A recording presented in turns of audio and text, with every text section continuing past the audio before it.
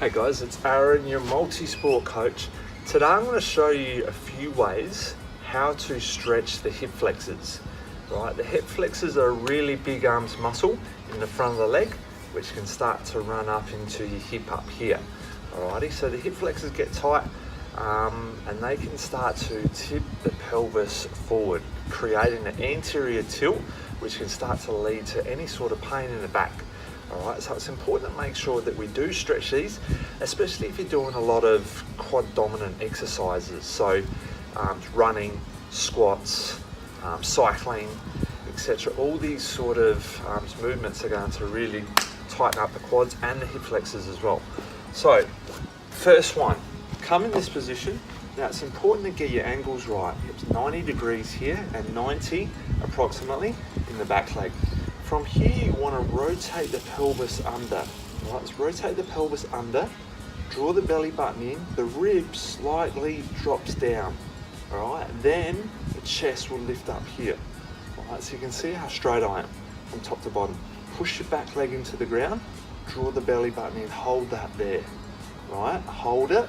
I want you to hold that for 20 to 30 seconds, right, in this position. Pushing the back foot here into the ground, right? That's gonna help tighten up this hip flexor here on this one. So this is the one I'm stretching at the moment on my right side. 20 to 30 seconds, 5 more seconds. 2, 1, and then change, release. Here we go, so we hit the other side. As I said, square. It's important to be like 90 here and 90 here. Now, try not to drop into it. So this is, I see a lot of people trying to stretch their hip flexor through there. You aren't stretching your hip flexor at all. You're getting a good groin stretch, but you're not actually stretching your hip flexor through here.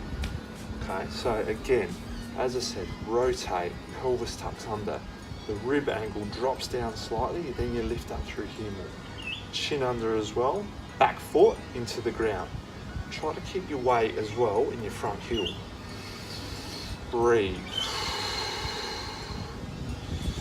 It's okay to push forward, so once you've got that hip flexor engaged in the stretch, you can go forward just a little bit, not much though, just a little bit, but making sure you're pushing your back foot down into the ground. Okay, don't forget, posterior, squeeze the glutes, core engaged, the rib drops down slightly, the chest lifts up. Okay, holding that, 5 more seconds. 2, 1, good. Okay, so that's the first part. If you want to take it to the next level, so what you want to do is here, you bring this hand or come forward, right? This hand reaches back around and grabs that there. Right, now you're really getting quad and hip flexor. Draw the belly in, same thing, draw the belly in. But this one, you want to try, you can push the hips forward a little bit more. Try to imagine your chest is trying to lift away now from the bottom of like your knee. Hold, breathe.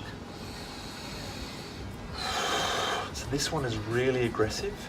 I find it really like hits the hip flexors and the quads as well. Holding 20, 30 seconds, and then you can change. Okay, so from here, draw in, tuck under, the hand comes down, reach around, then you want to try and lift that chest up here, draw the belly in, and you push your hips forward slightly, try to lift the chest away from the knee here. You're trying to extend that, right? Extend that away. Breathe, really important. Get that oxygen into the muscles. It's going to help it to let go better. Make sure you can bring that foot out a little bit further and lift it away. Oh, wow, that's a really good one. It's aggressive, but look, if you're tight here and you can't reach, right, I recommend starting that first one, or you could always grab a bit of a strap as well, but I probably prefer you just stayed here. You're going to get more of a quality stretch in that hip flexor.